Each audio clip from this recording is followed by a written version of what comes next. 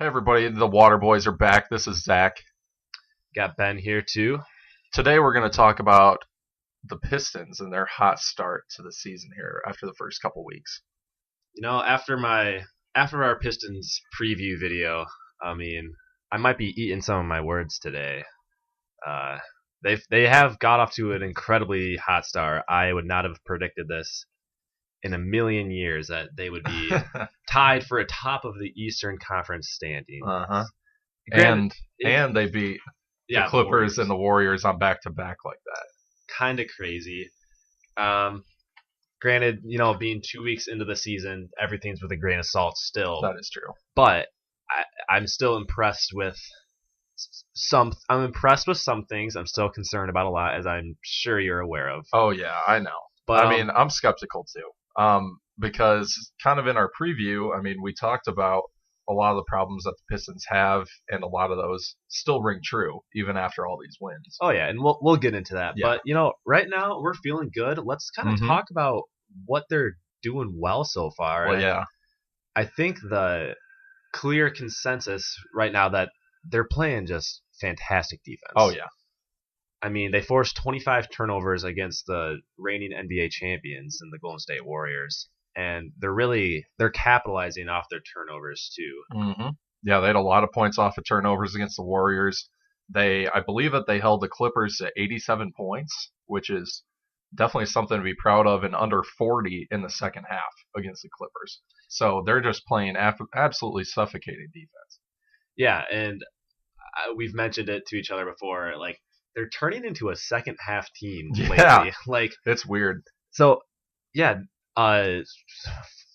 3 or actually, I guess if you count the Warriors game too, 4 out of their 5 wins have been come from behind. Oh yeah, the Warriors game was a come from behind win. Yeah, all 4 out of the 5 games that we've won so far this year have been come from the behind in the second half wins. Yeah, and that's something that surprised me from this year. Yeah, me too. They look like they want to win this year. Mm-hmm. Maybe that Marcus Morris in the locker room presence it could be a real thing, because the chemistry looks a lot better this year. They look like they want to win. Yeah. When last year they just played kind of lackadaisical, wasn't really in it. Reggie with this injury, and even when he came back, he just kind of looked out of it. But this year they're looking a lot more competitive. Yeah, they're playing like a completely different team. There's a lot of national guys that have been saying that too, but I think for those of us who watch most of their games, Andre Drummond has seemingly had a resurgence after Embiid kind of called him out after that Sixers game. It's true. He has been playing a lot better since he got destroyed by Joel Embiid, which we got to see live, by the way. Yeah, and Embiid is even more impressive live. Oh my gosh. It's incredible. Quick side tangent, watching Embiid and Simmons play in person was just insane. I'm falling in love with Ben Simmons, a 6'10". He is their literal point guard. He brings the ball up. I didn't realize that until I saw him live. It's insane what he does. Anyway, we're talking about the Pistons right now. Yeah. But yeah, Dre looks like he's trying a little more on defense now, but yeah, I don't know. He gets a lot of steals. I like that. That's true. He is top 5 in the NBA in steals right now. Yeah. That's pretty impressive for a big man. And I believe the Pistons are top 3 in the NBA as far as steals go. Yeah, I'm sure they are. And they're forcing so many turnovers. And going into the Warriors game, they had the lowest amount of points off of, or what was it, points off of turnovers? Fast break points allowed. They also allow the fewest amount of field goal attempts per game. Yeah. Mm-hmm. They play a very slow pace of basketball. And with the amount of turnovers that they force, the amount of shots that the other team is taking is the lowest in the league. Mm-hmm. But yeah, Detroit is tied for second in steals in the NBA, only behind Oklahoma City, which was another defensive team that we predicted would kind of come out of the woodwork this year. Yeah, it's but again, we're talking about the Pistons, but right. Another good thing so far from this year, while we're talking about Dre, his free throw percentage. Oh yeah, it's I don't know what got into him. Honestly, the form does not look much different to me. Still, really doesn't use his legs, but he's making them. So I'm not sure what's happening here. But he must have just put in a lot of work this offseason, because he he's shooting 70% right now. Uh-huh. That's incredible. That's just about double his career Yeah. percent. I think his career percentage is at about 38% right Yeah. now. So, I mean, if being able to have Dre in at the end of games is going to be important, considering he still is probably our best player, if not one of our best players. It's going to be situational a lot. I'd say he's still our best player, which isn't saying much about the Pistons, but exactly. I mean, but hey, we're in the positive realm right now. Yeah. Yeah, we'll get to more negatives later, which I have some to share for sure. Say, take advantage of me now while I'm speaking good about the Pistons. This doesn't happen often. Well, while we're speaking good about the Pistons, how about Tobias Harris this year? Yeah. He's scoring well. He seems to be having sort of a breakout year now. Tobias is having a good year. He's been a little inconsistent. Yeah, to say the least. But when he looks good, he's looking good. Oh yeah. I mean, he scored in double figures every game so far this year. And he's shooting just under 50% from the field, which is really good. And he's actually shooting 46% from three, which I would not have expected. But yeah, I'm interested to see how long it's going to sustain. Probably not very much longer. Right now, he's averaging just over 20 points a game. I'm not quite sure he's going to remain over that threshold, but I could see him finishing around. He'll remain around there, like 18 or 19 points a game to finish out the season. And, that's a good contribution from a guy like Tobias, and so, he's having a great start to the year. I know you were saying that he should be an all-star. Yeah. How are you feeling about that? After the really hot start, I was talking all-star, but I think now I should probably pump the brakes a little bit. Yeah, that's what I'm talking about. Yeah, I don't think it's going to happen. No. I mean, he's going to be a high efficiency scorer for the rest of the year, but he's not going to put up the same numbers as a lot of those other guys. It's just not going to happen. See, I might have to disagree with you on that because now we're getting into some of my negatives about the Pistons. Are there any more positives you want to flush out while we're here? I mean, I love my boy Stanley Johnson. I feel like I need to give him some love. He's showing that he can defend with the best of them. I think that's for sure. He can defend super well. He's starting to show that he has some offensive skills, and he's starting to shoot the three a little bit better these past couple of games. He's being able to really distribute well in fast break and also take it to the rim in the fast break.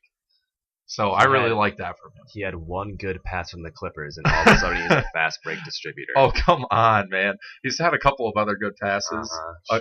Notice a couple. I mean, I'm not going to say that he's like the next LeBron James or something, but I just think you might be sleeping on him a little bit. I like Stanley. I like him for what he is, a wing defender and a rim runner. I still don't trust him shooting threes all too often. Yeah.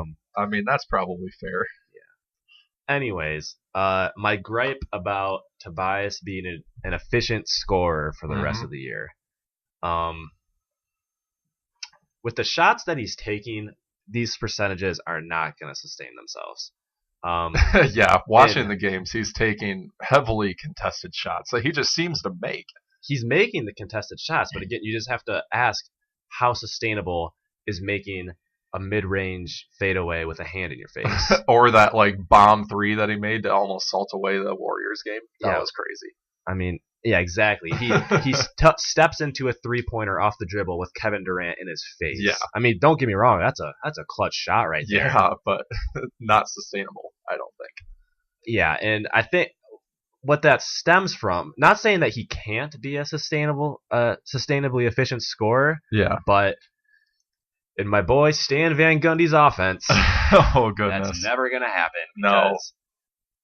Like the biggest problem right now for the Pistons is their offense. Yeah, the offense is just not good. We're putting up points, but if you watch the Pistons play, it's like a playground recess game of basketball. Really is. It's not pretty at all. I'm recalling the layup that Ish had at the end of the Warriors game, where like he dribbled through the lane, out to the corner, tried to pass it off of somebody's back. It rolled towards the rim where apparently no Warriors were. He picked it up, and then he just laid it in. Yeah. It's like... It seemed like, I think in that second half of that Warriors game, that was sort of a fluky win just because we had a lot of like lucky breaks on offense. The defense wasn't fluky. the defense was really good, but the offense to me seemed kind of fluky. Um, yeah, but yeah, that yeah, the offense has just not been where it needs to be. But while we're kind of talking about the offense, I think that we need to touch on Avery Bradley's presence, and not exactly in a good way, because it seems like right now the Pistons just have a couple of different sets that they run. They either do a high pick and roll with Reggie Jackson being an absolute ball hog and throwing up something to rim, or it's an Andre Drummond handoff to Avery Bradley for either a contested like 18-footer that he almost never makes, or he drives to the rim and has to dish it out to somebody like Stanley Johnson, who will make a 3-pointer 30% of the time. So exactly, like those are the two sets that we run on offense. It's Yeah. either the pick and roll, the Dre handoff, or it's just a free for all. Yeah. Oh, wait, no, there is one more set. It's where the ball, I know what you're gonna the ball say. starts in one corner and then you pass it You four pass it times. all the way around. Shut up. You pass it 4 times around the arc till he gets to Tobias in the corner where he makes a contested 3. That's my favorite personally. I know. It's fun to watch them pass the ball, right? It really is. Yeah, I mean everybody touches the ball on offense, so it must be a good play. Right. Anyway, I question Stan Van Gundy's ability to devise an effective offense in today's NBA. I just read an article in the ESPN magazine about the inception of the Warriors offense and how the year before Kerr was hired there, they had the lowest amount of passes per game in the league. Really? Yeah, but they still won 51 games. Mm-hmm. But after Kerr got there, I think before Kerr was there, they were at like 250 passes a game, I think. Okay. And then the first season that Kerr was the coach there, they got up to 320 passes a game. Yeah, that's a substantial increase. Yes. And like it's not just the passing, it's the movement off ball the Warriors have. Because when we were watching the Warriors game, Clay and Steph are just running off screens constantly. Yes. They're running off each other, and one of them gets open, and they're not going to miss. Yeah.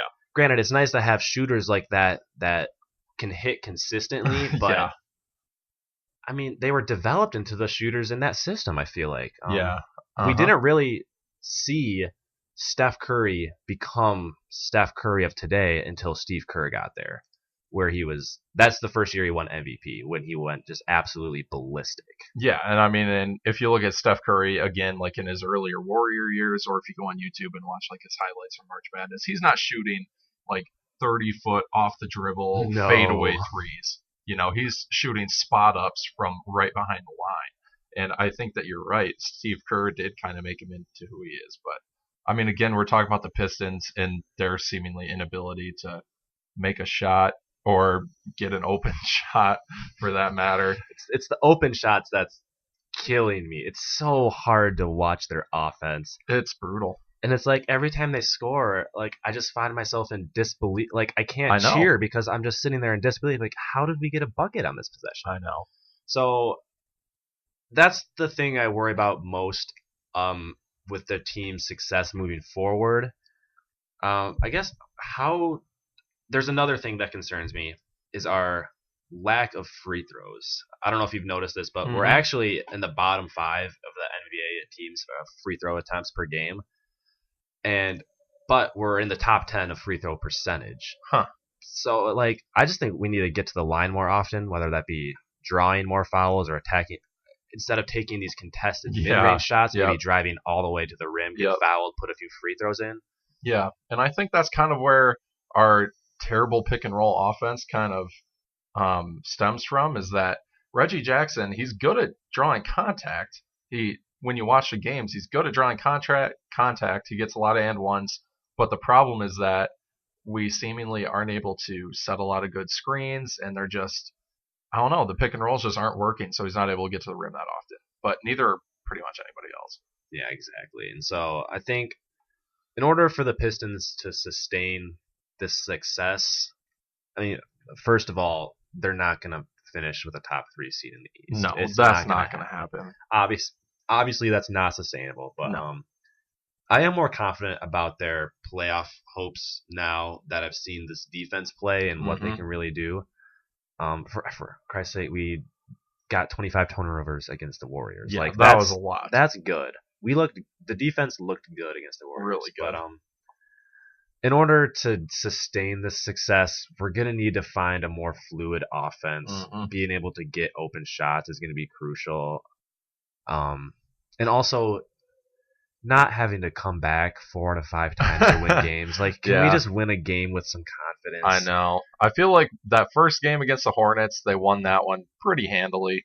But these other ones, it's like you got to come from behind by 21 points against the Knicks and the 76ers. And the 76ers. I mean, they lost to the 76ers, but yeah. Oh yeah, you're right. I mean, it's just you should not have to do that against the Knicks. Exactly. And so moving forward, I'd like to see them find a more fluid offense. Fire Van Gundy. But that's not going to happen as long as they keep winning. He's not going to get fired, unfortunately. But yeah, that's the biggest thing I see them needing to improve, and I don't know if like a trade would necessarily help, but I think it's too early in the season. It's too early to be talking about trades. If anything, I would just say more depth in the front court for sure. Yeah, that would be good because Boban and Eric Moreland. I mean, come on, those aren't backup centers. We need a better backup That is another two-part thing about the Pistons that I don't like. Is I think we have one of the worst benches in the league. But yeah, our bench has been definitely overperforming what they're good for so far. Like Langston Galloway has been playing insanely well, and Ish Smith has been playing insanely well. Although Ish Smith has been playing, I mean we can't get off of this segment without talking about Anthony Tolliver. I mean he's been playing really well off the bench. He's actually been playing a lot in the fourth quarter as like basically our defensive stopper in the front court. Like when we needed to stop Blake Griffin, guess who came in? Anthony Tolliver. When we needed to try to stop Kevin Durant, Anthony Tolliver came in and started guarding Kevin Durant. Like this should not be happening. Yeah, I did not see that happening at all. And again, I'm worried about the sustainability of these numbers and the contribution we're getting from the bench. But prove us wrong, Pistons. Yep. I'm not saying I don't want them to succeed. I know, I do. Prove me wrong. No kidding. I'm skeptical right now. Yeah. So where do you see them kind of finishing in the East here? Right now, I would peg them probably around the 6 or 7 seed. Yeah, I think that's probably a fair assessment. I think the Cavs are obviously going to find their way eventually. Yeah, they will. But right now, they're just dealing with chemistry issues because basically a whole new team. Exactly. And we'll talk about the potential standings and what the heck is going on in the NBA in a later clip. But I think this is a good point to wrap up the Pistons talk. Yeah, I agree. I think we've just kind of covered the Pistons all that we can right now. It's even though they're winning a lot, it's still kind of an unknown just because it's so early. Yeah. But we're seeing some positives, obviously a lot of negatives, but we'll see where it takes us. Yep. All right. These have been the Water Boys. Stay hydrated. Stay hydrated. Bang.